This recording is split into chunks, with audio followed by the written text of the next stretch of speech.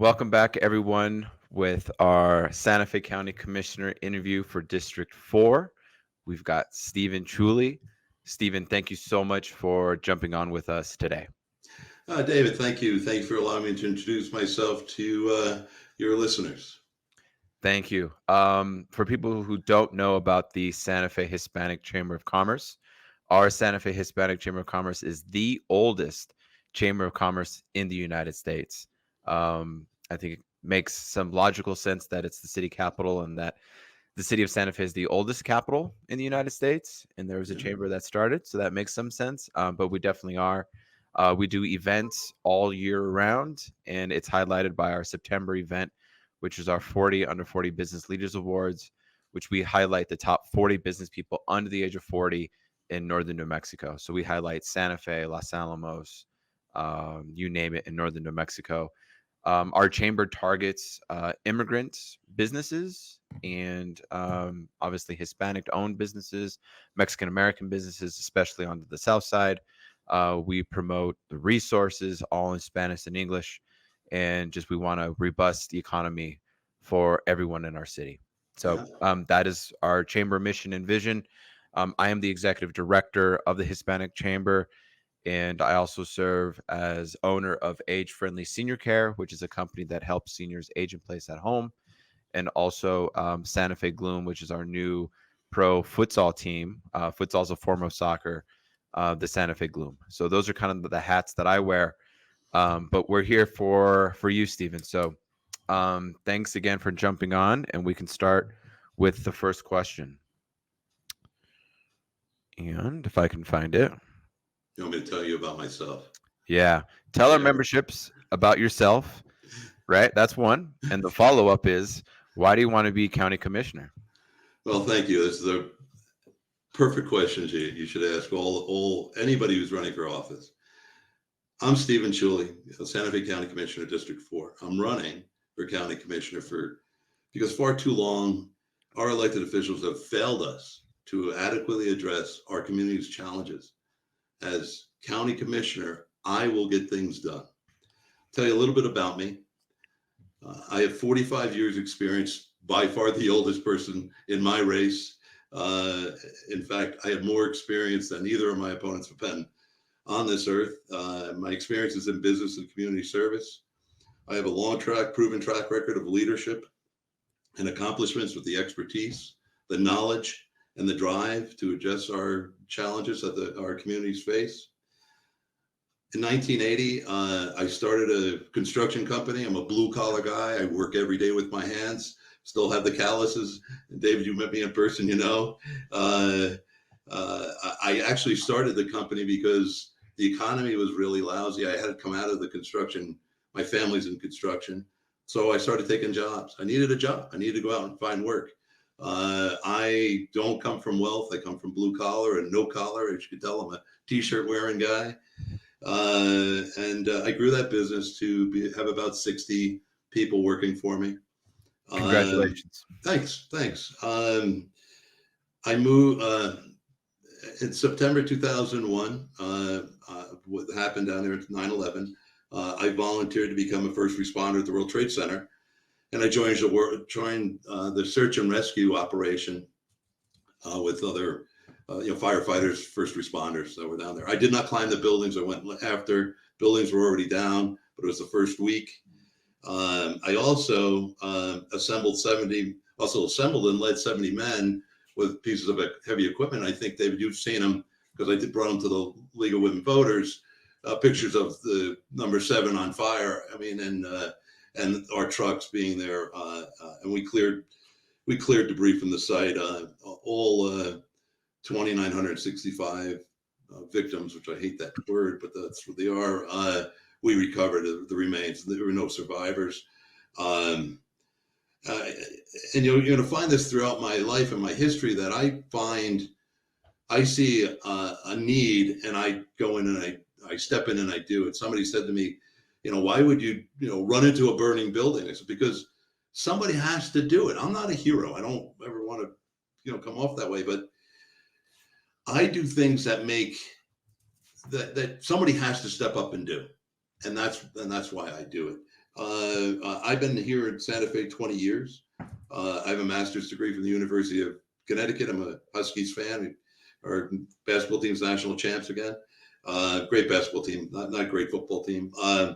I taught business and math here in Santa Fe High. In fact, one of my students, Jared Onstad, owns the UPS store on Zaffarano, down by you, I believe, Dave. I started a nonprofit animal rescue and sanctuary because there again, I saw a need where my shop used to be next to Capital Scrap. And there were people abandoning animals. So I started spaying, neutering. Then I created a nonprofit. And now I have a sanctuary. I have 5 acres out in Sunlit Hills. And I built a sanctuary on my property for cats. I do this by myself. I fund it myself. I work it myself. So I do have a volunteer or two come in once in a while. And I have some help from the community, but it's really me doing it. My day job is I'm a car builder. I'm a hot rod designer and builder. I've been doing this since the 70s. I've been featured in a lot of different medium magazines and books and other stuff, calendars. My cars are very well known. I do a high-end work, and when I say I build cars, I am out there physically building the car. So, I start at 5 o'clock in the morning. I go feed animals. I go into town still to feed animals. I come back, and I'm, welding or banging metal or wrenching or building. I physically do it. I have a young man that Isaac Ortega who comes in and helps me because he wants to learn the trade, and I'm glad for that. A lot of young folks aren't interested. They'd rather play video games or whatnot. But so I do most of the work myself, and I enjoy it. It's my art. I've always worked with the community or for the community as a community leader, as I'm the president of my neighborhood association, where I help the people here in Sunlit Hills and Seton Village and 9 Mile. I've worked as a delegate for the Democratic Party. I am a delegate now for the state party. I'm a precinct captain in 2 precincts because you really can't get volunteers. So I go out and I raise awareness. I get votes out. I try to get people registered and support our national ticket. So I do that. My personal beliefs is I'm a moderate. I'm not an extreme on either side. I'm not a socialist. I'm not far right. I'm a moderate. And how I describe that is this: I believe in personal freedoms. Where you live, who you love, how you pray. Your right to vote, and what you decide to do with your healthcare should be up to you individually. That's personal freedoms. The reason why I could call myself a moderate is because I believe that our elected officials must be responsible in the way they spend our money. It's taxpayer money. It's not theirs. So I'm very conservative when it comes to spending money. I believe in helping my community, but not just throwing it away like some of these folks do. They don't invest in what we need. They're putting it in things that their pet projects that they like. And I also am a big time supporter for our first responders and our police. They do such a, not all of them are perfect. Sheriff Mendoza will tell you not all of them are perfect. They know that. And no profession has perfection, but they do such an important job for our community, and they get really treated poorly in a lot of cases. People just don't treat our police very well. And look, part of my platform is about public safety, which I'll talk about in a sec. But these are our heroes. These are people that really keep us safe, and we need to support them for that. And I will, as county commissioner. So I just want to go through my 4 pieces of my platform, if I may. And they're the 4 public safety and housing, preparedness in the environment. And I've spent my whole life doing a lot of this stuff, coming out of the construction industry. Affordable housing, sustainable building is something I know very well. I've been doing it for 40 plus years. So I developed well thought, reasonable plans that can be implemented tomorrow or today if I was sitting in office. And I'll start with the first one, and that's public safety. And the reason why I put this one first is, and I know you asked about how we get businesses, how we improve businesses, how we get young folk back here. And this is the one of the most important pieces of our roles as county commissioners, and that's public safety. Now, right now, we are faced with a crime crisis fueled by a drug epidemic and worsened by failures in leadership. Uh, Weber and Castro and Hamilton and Hanson have worked to defund our police. If you speak to the police chief or the sheriff, they'll say, "I'm 25% down on my deputies. I'm running them 12 hours a day. We can't respond." Now, we all have had these experiences where there's somebody on the streets. I came out of the Smiths the other day, and a guy, didn't offer. He asked me for money. I said I can't do it. So he started throwing rocks at my car. So I called the police, and the 911 operator said, "We don't have officers. Sorry, drive away." He was standing in front of my car with a baseball-sized rock. I didn't want to run the guy over. I felt badly for him, but we have to find a way to support our police, and I will do that through pay and benefits and affordable homes so they can live here in our communities, so we can get some semblance of reasonable safety in our streets. Now, there's a second piece to this. That's the law enforcement side. We must also provide care for most vulnerable, and these are the people who are drug addicted. These are mentally ill people. I mentioned to you, I don't think we were live yet, Dave. I mentioned to you that I have a family member who struggles with substance abuse. I helped her raise her daughter. I'm not an expert, but I know there are a lot of people out there that are experts. My role as county commissioner, and I've been working on this with city councilors and commissioners for a long time, is to build a care facility. Now, District 4 has Kmart in it, right? It's been empty for years. FEMA's in it right now, but they can be moved. It's temporary operation. That could be a building that could be retrofitted very quickly to perform this facility. And this facility would provide safe dormitory style, safe living for these folks. They would be moved there, not arrested. They would be moved there through an alternative response unit, which we have in the city. They would get mental health care. They'd get physical health care. They would be fed. They'd have, commissary. They would get drug rehabilitation. They would get job training, job placement. We would move these folks off the streets. Now, I've spoken to some of them who said, I just got into a bad turn. I got addicted, or I lost a job, and here I am. So most of these folks can just get help, and we'll move them off our streets from begging, move them off our streets from, being prey by, you just go to Pete's Pets, you stand outside, and there's drug dealers waiting for their people to come out. They know they have a captive audience. I thought Pete's was a great idea. It's not working. We have to work that piece out. And, the other piece of this is support our police officers, that they know who the drug dealers are. And there was an article written about me by one of my opponents who said, "I'm creating boogeymen out of criminals. It's really the police that's the problem." And I'm sorry, I'm going to differ on that strongly and say it's the criminals that are a problem. The drug dealers are killing tens of thousands of our brothers and sisters every year. They're murdering our brothers and sisters every year. They should be treated that way. The police are not the problem. We need to support them, and we need to be vigilant in how we provide safety and not put our people at risk, or our safety at risk. So that's one of my pieces. And I promise I won't speak long on all of them, but I want to talk about the second one, and that's affordable housing. Now, this is my life. I've spent my whole life in this industry, and I've been working to build affordable housing for our critical job holders. These are our first responders, police, firefighters, EMTs, our educators. I'm a teacher, another valiant profession, and one that I highly recommend. I love teaching. Medical professionals, nurses, nurse practitioners, doctors, and county workers. Now, I just spoke to Larry Martinez, head of Pres, and he was pleading with me to do this. He says, "I can't fill my jobs because they can't afford to live here."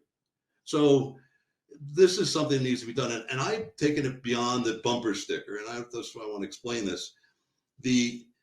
I sat down with the various people who would be involved in building a project, suppliers, building suppliers, builders, labor, all supporters of mine actually, uh, uh, private investors, and community banks and credit unions. And I spoke to all of them, and I said, look, if I'm going to build 1,000 homes and you want to supply me, you're going to have to work with me for number. And they all agree. That's what they realize that's a smart thing to do. Said the builders, if you want to, I have a cat right here saying hello. Yeah, I own an animal rescue, so I run around here. So there's going to be cats around, and that one's spooky. She loves being on TV, so you know.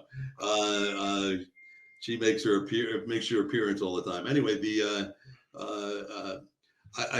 reason why I brought in community banks is I sat with 10 CEOs, and I said to them, look, I need to make this affordable, and we don't really fit in a HUD. Now, a teacher, firefighter, and the people that work with them, not just the officers and the educators, but the technicians and the people in the office, educators or first responders, on the people who work with them, is to say, if we don't qualify for HUD, we make too much for HUD, we don't make enough to buy the house.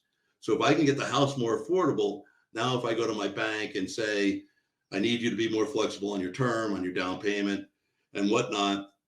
And out of the 10 CEOs, 10 said yes. They all committed to about 25 million each. One's just committed to 50 million and maybe more. So you're talking about $250 million. We could build affordable housing for these folks, and now they're living in our community. So I'm kind of resolving some of the issues.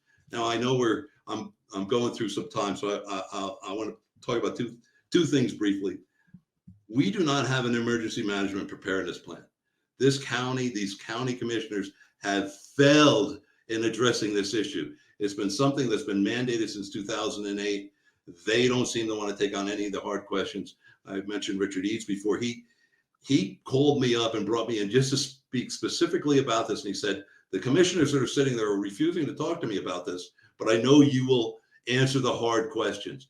I am a straight shooter. I'm a straight person that comes right. I'm going to talk to you straight up. That's my way I am. So for me, this is something we need to do, and I will address it. And the last thing, of course, we all deal with, we have a water conservation and water. We're always going to address that, wildfire and safety issues, which I've worked on how to address. So those are kind of my four big issues. You're making this easy on me, Stephen. Yeah, I try, David. I try. Yeah. Last question, and then we can obviously just keep going. And I have a couple follow-ups, but I just want to get through the question. Sure. How do we encourage young people to move to Santa Fe? And then how do we keep the talent in Santa Fe from moving away? Yeah, and it's hugely important. I mentioned Jared earlier. Of course, education is huge. You can't be 50th or 51st or 49th. I mentioned that in one of my forums, and I said, we're 51st out of 50 states. That's only New Mexican math. And I was trying to be flippant about it. I'm a teacher, and I'm frustrated by it. And the woman argued and said, well, we're only 50th. And I went, we were arguing between first and second, or even 10th. But that's one of the things. When I was teaching, my business class was basically a class like home ec, how to write a check, how to balance your checkbook. And I sat with, it was only, I think it was like 8 kids in that, like 10 students in that class, they were seniors. There was a makeup math class. And I said to them, I said, hey, what do you want to learn? Everybody know how to balance a checkbook? Yeah. We went through it. It was a half a day, nothing, one or two classes. I said, what do you want to learn? They said, well, I said, what do you want to do? And they were mentioning businesses. I want to be a ski instructor. I want to be a hairdresser. I want to do tattoos. One guy wanted to do tinting. And I said, okay, I'm going to give you my $100,000 worth of education for free in this class. And we spent all year writing business plans. And we started out by going, what do you want to do? And why do you want to do it? Then we said, how do you identify funding? How do you identify customers? How do you make money? Where's your profits? Where's your price points? How do you figure all that out? And we went through it. And that, it's funny. Jared said to me the other day, because I try to go in there. Now I live on the opposite side of town, but I try to support, my folks, my friends. And he said, I learned so much from your class. I was able to do this. Now I'm getting married. I'm buying a house. That's how we keep young folk here. And there is really very limited opportunity uh, on business here. When I moved here 20 plus years ago, I forgot who it was, an economic development person. I said, hey, I want to bring business here. And they were like, well, we're really into tourism. And I think that's great, but we don't have manufacturing. We don't have, we could be a high tech hub like Denver or Austin, or, I mean, maybe we don't want to grow to that size. I understand that, but we could be really smartly positioned here. We have a lot of great opportunity, and I think that could be a way to bring people in. But if we don't have safe streets, if we don't have housing that's affordable, if we don't have opportunity, look, not everybody wants to wait tables or be a bartender or stack shelves. I was just talking to my friend Gabby, who's over at Smith's. I was there this morning. She's a dancer. I love Gabby. She's great. And she said, I started this job at 15. I'm now in my mid 30s. I don't want to retire here, but there's no other opportunities for me. What do I do? And that's how we start keeping young people here. This can't just be a retirement community. It has to be something more to where we say, and of course we do. This is a retirement community. I mean, we've really become that. It's wealth that's moved in here. Do we turn around and say, we have a retirement community, but there's opportunity with that, which is we need service people. We need healthcare professionals. And Christus, who I've spoken to, Prez, who I've spoken to, can hire people. So again, my platform starts building all that in and says, okay, I know how we can address a lot of these issues if I have support and help.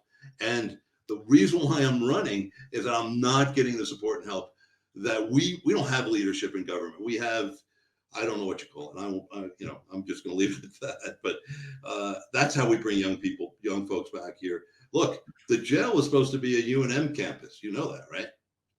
The jail was before you were born. The Santa Fe had a choice between a detention center and a campus. The campus went to Las Cruces, became famous. And we ended up with a jail, which, it's not really providing us what we want. So there's some really poor decisions that were made, but we need to correct them now. We can't wait another 4 years. We can't wait to have another Weber or socialist in our government who's just not supporting us. We need good leadership now. That's what I bring to the table. No, this is great, Stephen. Again, you're making it easy on me. Good. But you're speaking to a lot of great points. One question that I did ask Adam and Miko is kind of what you're alluding to. And my question is okay, we want to always keep the culture of Santa Fe, right? Because that's why people move here. Yes. The downtown plaza, everything that you already know. Right. At the same time, we've got to keep our service workers up and running and getting them homes. Right. So that's the balance, right? Bringing in manufacturing jobs, manufacturing plant, so to speak. Are you saying that's something that if it were up to you, and let's just make up a hypothetical, if it was a business that did suit Santa Fe's needs, you would say, yeah, let's bring it to Santa Fe. Is that what you're saying, to boost up the economy, to bring more families here so that a student from Santa Fe High School can go into that manufacturing plant, purchase a house, and stay in Santa Fe? Yeah, and I'll go a little bit further on that. And Okay. let me first start with this. Because and I'm going to interrupt, because there are people who say, no, we want to move to Santa Fe because there's clear skies, it's beautiful, it's quiet, there's no traffic. And well, I'll address that because I agree. And there's a point. I moved here. So there's that balance. Yeah, of course. Yeah. And how we build smartly and sustainably, which I'm an expert at. I mean, I've written on it, and I've done it for so many years, many years, 40 plus. First, we're talking about tradition. I am the only Latino in this race, in my race. My two opponents are wealthy white kids who went to privileged schools and don't know anything about our culture. Now, I'll give you an example. One of my opponents, Johnson, said, I can't be a Latino because I'm Italian. And I almost fell over. I said, I don't know, you're either ignorant or racist, because Italians and the Spanish and all of the Latin-based, Italian and Spanish are 75, 80% the same. My culture, I grew up with a big family. I moved here because I was raised Catholic. I had a big family. Family centric. We believe in and being together. We had family. That's what's here, and that's why one of the reasons why I came here, and the closeness of this community made me feel at home. So you can see my cat behind me. Yeah. That's spooky. She's an entertainer, but much like her dad. So that's important to me. I mean, I'm frustrated by the McMansions and the huge buildings that are being built. I'm frustrated by the fact that they're tearing down our obelisk in the middle of town, which celebrates our culture and heroes, people who defended our state. And this is my home. That's why I call it my state. This is my home. It's my culture. Yeah, I came out of New York, but I really become ingrained here. I don't leave. I love being here, and I hope that you won't throw me out. I'm going to stay here the rest of my life, and because I love it here, and that's why I'm doing what I'm doing. That's why I'm running. That's why I work in my community. Um, you know, the people behind the obelisk thing, and I don't want to get distracted by this, but the people behind the obelisk thing were socialists, and the socialists are trying to take over our Democratic Party, which they're not part of. They haven't been for 50 years. And Adam is a declared socialist. He believes in that. He doesn't believe in supporting our police. He doesn't believe in our culture. He wants to talk about it. He's a bumper sticker. He's not a real person. He doesn't know our culture.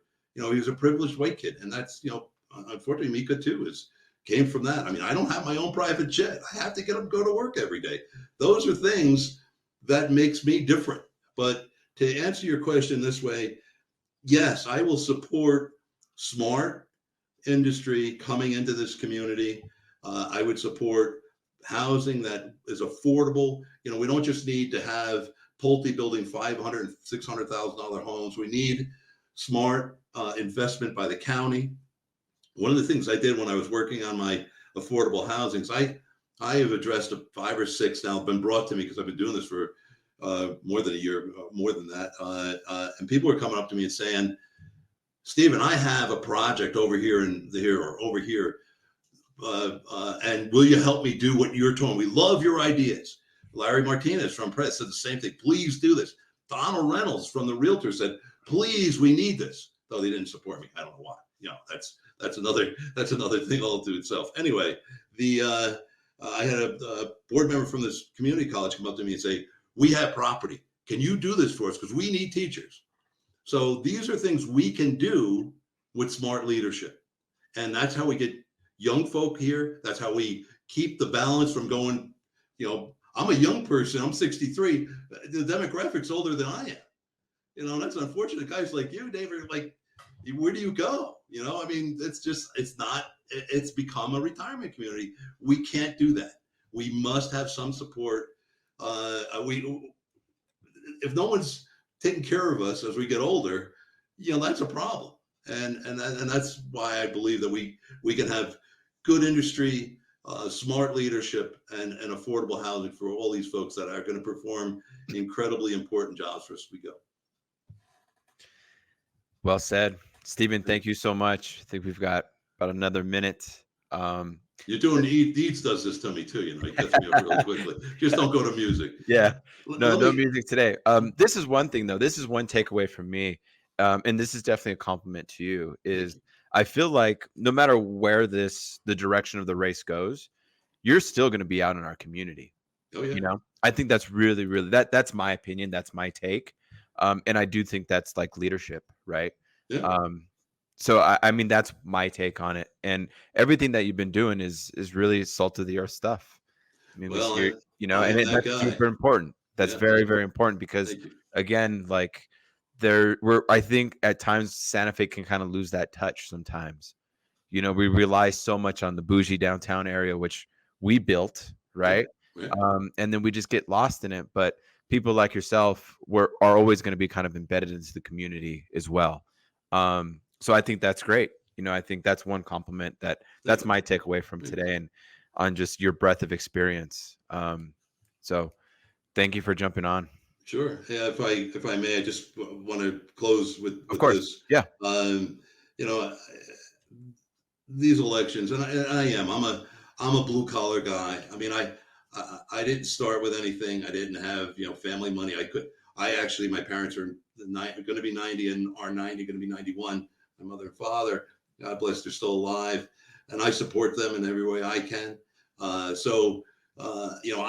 not sitting on bags of money. It's not anything stuffed in my mattress. I go to work every day, and I understand that most businesses, most people in our community, certainly the salt of the earth people that have been here, that's what we know. That's what we do. That's what we grow. That's how we live. It's important to have family, but elections must be based on qualifications and experience and character. You see, I'm passionate by what I believe in. I can't sell you a bill of goods that I don't believe in, because I'm a very passionate person. I'm a straight shooter, and our vision must be one that is a benefit and a positive for our community. And that's my vision, is to build a more improved version of Santa Fe, who's still holding on to our traditions and our culture. This race has become about family money, and what endorsements you can buy, and claims that aren't true. And it's unfortunate, because the community pays at the end, and we suffer with really bad leadership, which we're suffering with right now. At the end of the day, I bring 45 years of experience of business and community experience and community service, and I have the proven track record. I have the leadership. I have the accomplishments. I have the experience and expertise and knowledge, and I will get things done for this community, because I love it and I believe in it. And I appreciate, excuse me, Dave, I appreciate you allowing me to be here and introduce myself to your folks. Yeah. Stephen, thank you so very much for jumping on. Yeah, thanks. Appreciate you. Yeah, and we'll definitely. I've been asking this to the last couple of candidates. I still don't remember, but it's June 6th, right? June 4th. See, yes, still, it's I got to voting write right it down. now. People can go out and vote for me. Stephen A. Chiulli. You have to remember that I am the only candidate that's going to help us get back to where we need to be. So I appreciate you, District Number 4, County Commissioner, District Number 4, Stephen Chiulli. Remember that. Vote for me, please. Great. Thank you Thanks, so much, David. Stephen. We'll keep in touch. Thank you. Okay, man.